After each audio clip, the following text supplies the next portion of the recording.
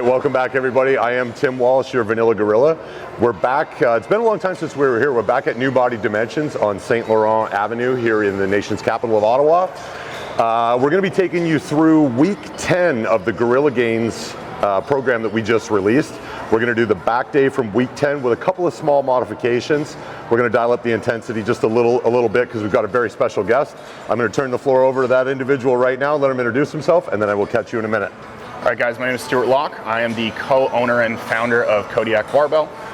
We do SOS selection prep and powerlifting prep, for athletes right across Canada and right across North America. I have been taken under Tim's wing, and I am trying out bodybuilding for the first time in my life. So we will see if I die today.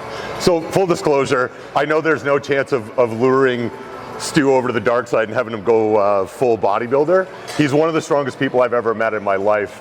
So today, I expect to be humbled, and that's totally fine. I'm 1,000 years old. I'm past the point of caring how much I move. We're here to show you how well to move it to get maximum muscle fiber recruitment, which of course is what bodybuilding is about. That's why I hide out in the bodybuilding world, because I'm not that strong. I just like to look strong. So, okay, we'll be back in a couple of seconds. We'll take you through a short itinerary of what this workout is going to be, and it's going to be shameless plugs for the Gorilla Gainz program pretty much from bell to bell, so thanks for joining us. Okay, so exercise number 1, we're going to use as a bit of a primer. We're going to do unilateral cable pull down. You're going to see a huge range of motion here for us. We want a super deep stretch and a really hard contraction.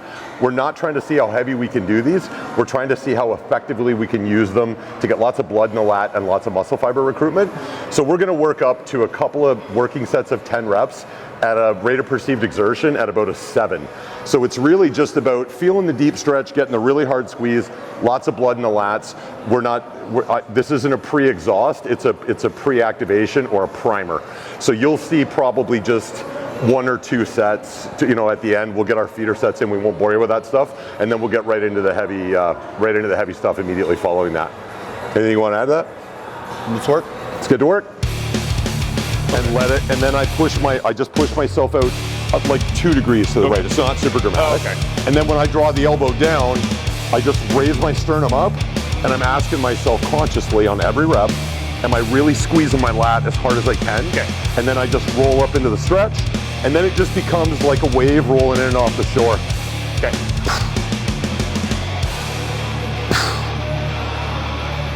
That's it. Am I flexing my lat as hard as I can? Everyone's your best one. That's it. How hard can you squeeze your lat?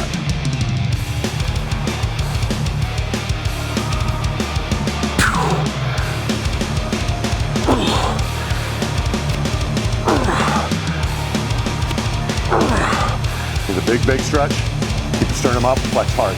There you go. Hard as you can every time. That's it. Am I squeezing my lat as hard as I can?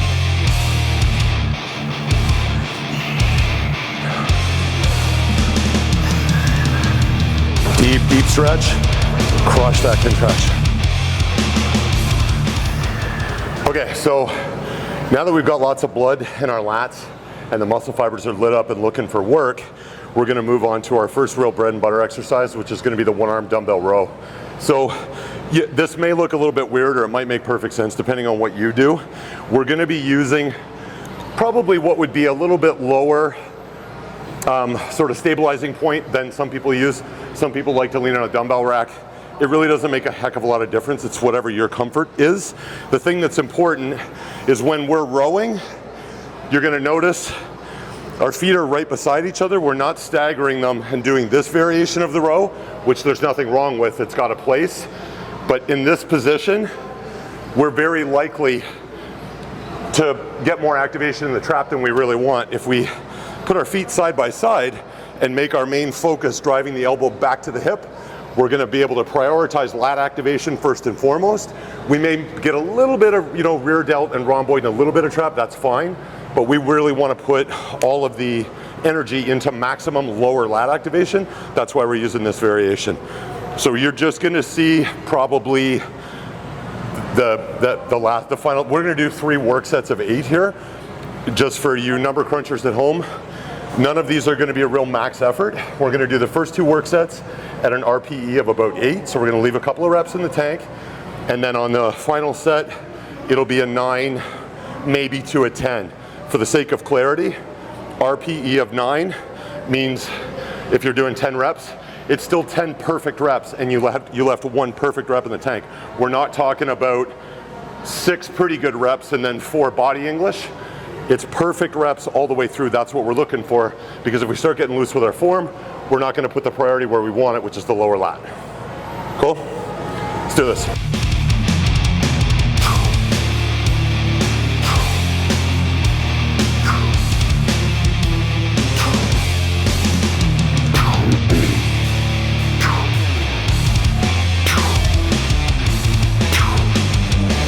Let that wave roll in and off the shore. Boom. Boom. How hard can I squeeze that lower lat? Squeeze. Squeeze. Good.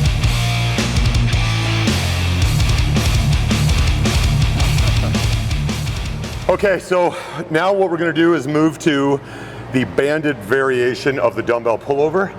The purpose, if you follow this channel for any length of time, I've explained this, but in case you're new, the purpose of the band tension is when we're laying on our back with just a regular barbell or a dumbbell, as we get closer to the contracted portion of the movement, the load, gravity's always pulling it straight down. So when we're laying on our back and the load is almost over our face, there's very little tension in the lats. We're supporting it with the chest and the shoulders and the triceps, all the push muscles. So the purpose of the band is to actually increase tension on the lat as we get toward that contracted phase. Once you try this, you'll never go back. If your gym doesn't have bands, or if you tend to travel from gym to gym like we do, I keep a couple of different size bands in my bag at all times, just so I'm never stuck without being able to have this option. So what you're gonna see, Stu's gonna go first. When he's in the fully extended position, in the stretch portion, there's minimal band tension.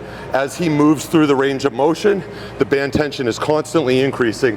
So his lats are having to work harder and harder instead of getting a break without the band. So we're gonna do 3 work sets, 10 reps each here.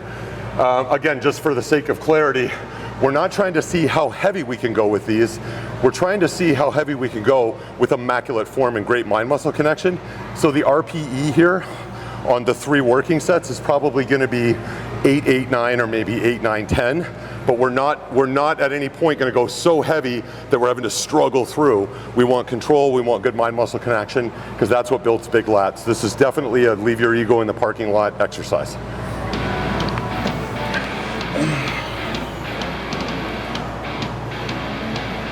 Squeeze.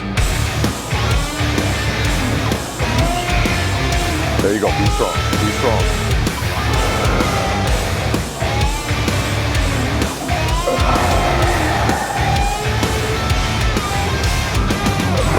Drive through it, good. Nice.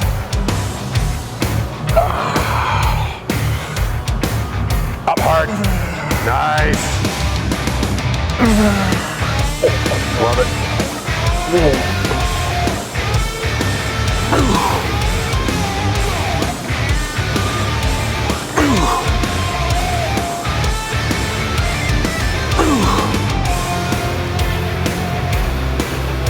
Come on now, get aggressive.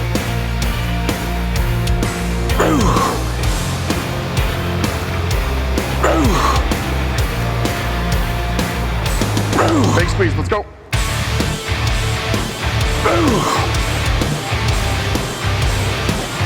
Come on. Last 3, let's go. Come on. Last 1, let's go. Get aggressive, Tim. Push that.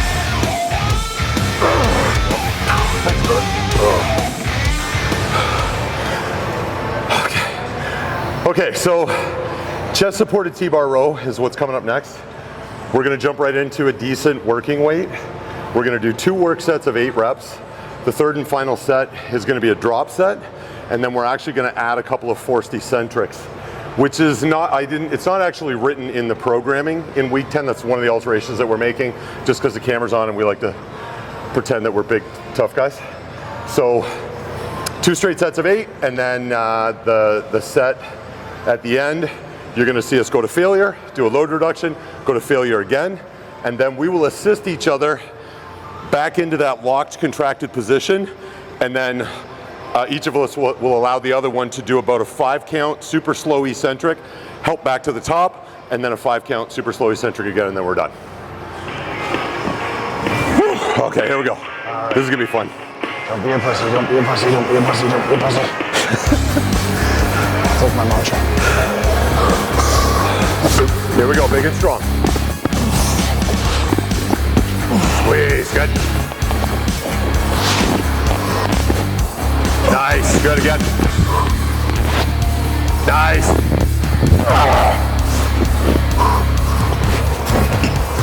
Big and strong, big and strong. Come on. Come, good. Okay, breathe big, no rush. When you're ready, back in business. Here we go. Squeeze. Good control. Squeeze, keep them coming. Up, good. Float it, fight it, fight it, fight it. Now we're coming back up together. Lock it in, hold, fight it down, fight it down. We're gonna go to full extension and I'll put it back. Nice job.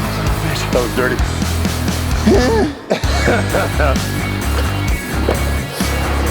Come on now, let's see it. Big breath in. That's it. Nice big stretch and squeeze. All the way forward. There. There you go. Come on. Oh. You're not gonna let me beat you. Come on, 2 more. Up. Last one, Tim, let's go. Up. There you go. That was dramatic.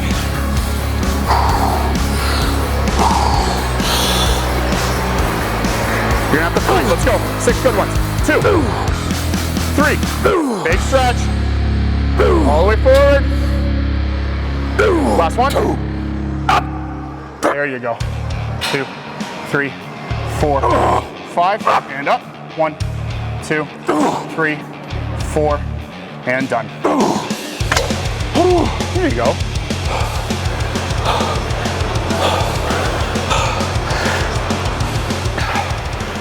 Okay, so last exercise of the day.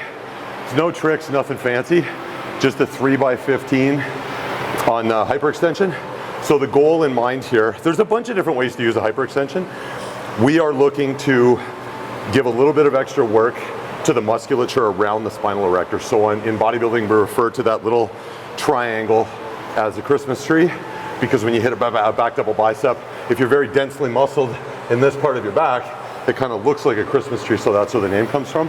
So this is just 3 straight sets, 15 reps, leaving some reps in the tank. Very rarely do I do these to complete all-out failure. There is a time and a place for that, but just not in the programming today. 3x15, no tricks, nothing fancy, and we're out the door.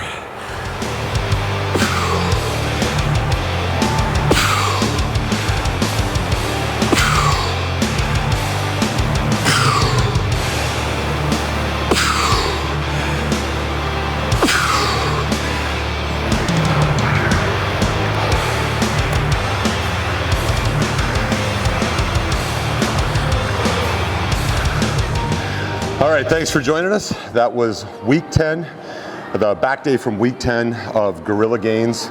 It's our new hot off the press 12-week advanced hypertrophy program. We're really, really proud of it.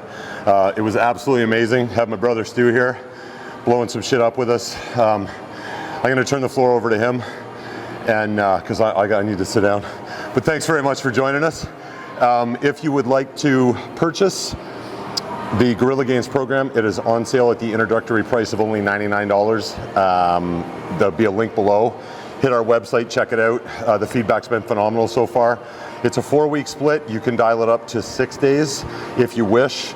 All the suggestions on how to add in the extra days are in the programming. It's 140 pages, and you literally just have to read and follow the steps. You can't get it wrong. You'll really, really enjoy it. We're really proud of it. I'll turn the floor over to you. So guys, I think the most fundamental difference between this, in a other types of bodybuilding training is I came into this being like, I'm gonna fucking crush shit, I'm gonna go as heavy as fucking possible, I'm gonna fucking throw this old man on the floor, I'm gonna disrespect him, right? That's not how it works. I've always had a horrible connection in through my back and my lats. Tim showed me how to connect to all of those things, and at the end of the day, I was training my back completely wrong. You have to go through a full range of motion. You have to be able to feel the target muscle during the movement, otherwise it's not gonna grow. Check your ego at the door and grow.